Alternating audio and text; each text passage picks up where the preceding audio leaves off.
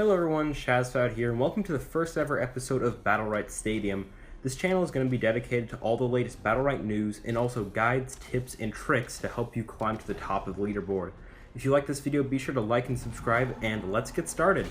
Today we're going to be talking about EX abilities, specifically those that are frequently used less than they probably should be. Now there are a few criteria I put into this, including but not limited to the ability's effect, how it impacts the match, and whether or not using that ability instead of the slot's standard ability would be better or worse. Now, of course, you have EX abilities such as Pearls and Olders that add on to their standard ability's power, but we aren't going to be looking at those. We're going to be looking at the unique abilities that are very different from their standard slot counterpart. Without further ado, let's get started.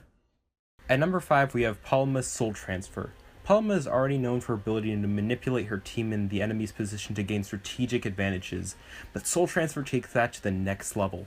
Soul Transfer is in the same slot as Spirit Guide, and functions similarly in which if you don't hit an ally or enemy, you can recast the ability to just move to that location.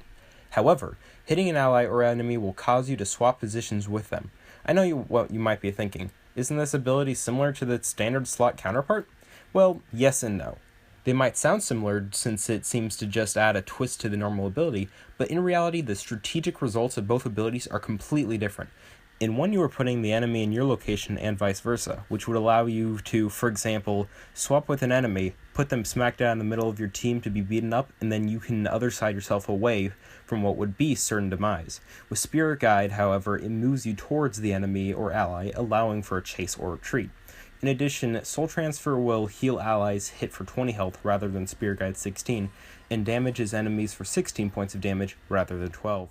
Number 4 and number 3 were hard to figure out which one was better and more underused, but I decided to place Pearl's Unstable Bubbles in this slot.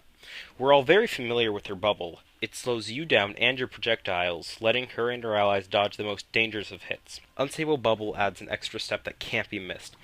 At the end of the duration, it explodes, hurling enemies away and dealing a whopping 26 damage to them, as if she couldn't get more annoying. We all hate Shifu's ult. Let me rephrase that. We all hate Shifu. His ult is the cherry on top of the mountain of evil that he sits on. Cookie dough flavored. What if I told you there was a champion whose EX abilities were not only Shifu's ult, but also had his Bloodthirst bloodline? That's right, sitting at number 3 we have Rukon's Reaping Scythe. Of course, it's not as strong as Shifu's ult, but as you can see, it sure does have the same effects. My only problem with Reaping Scythe is that it's on the same slot as Sinister Strike, which causes me to very frequently try to Sinister Strike into the enemy and then Reaping Scythe. Reaping Scythe deals 30 damage and recovers 30 health over 1.8 seconds, while increasing Khan's speed by 33%. Speaking of champions that drive us nuts, here's Croak's Deceit at number 2. Croak is less of a frog and more of a rabbit. He just hops and skips and jumps all around, untouchable. The moment you try to get to him, nope, he's invisible. On top of that, his next attack stuns. Deceit is Croak's EX replacement for camouflage. This lets him not only hit you, but stay invisible. Here's how it works. Croak goes invisible for 2.5 seconds. His first attack incapacitates you and causes him to enter camouflage. That's right, he goes invisible, and then gets to go invisible. The camouflage functions just like normal, stunning an enemy. In theory, that would let Croak stay invisible for 5 seconds, but with the attack time I've only been able to last for 4.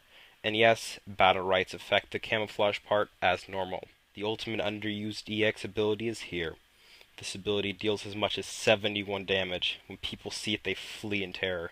Coming in at the final spot is Iva's Flamethrower, a replacement for her basic attack, Boomstick.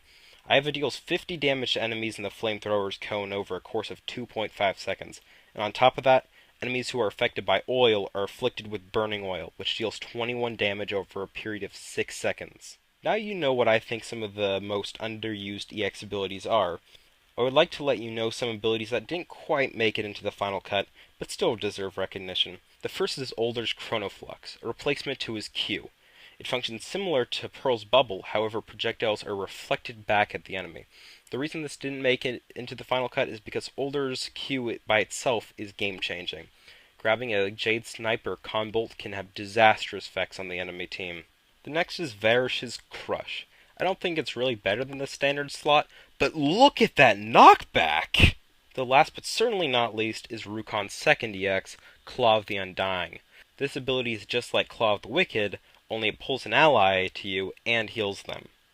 That's all for today, ladies and gentlemen. Don't forget to like, comment, and subscribe. And if you have any suggestions, be sure to let me know. Comments, concerns, criticisms, I take them all. I'll see you guys in the next video.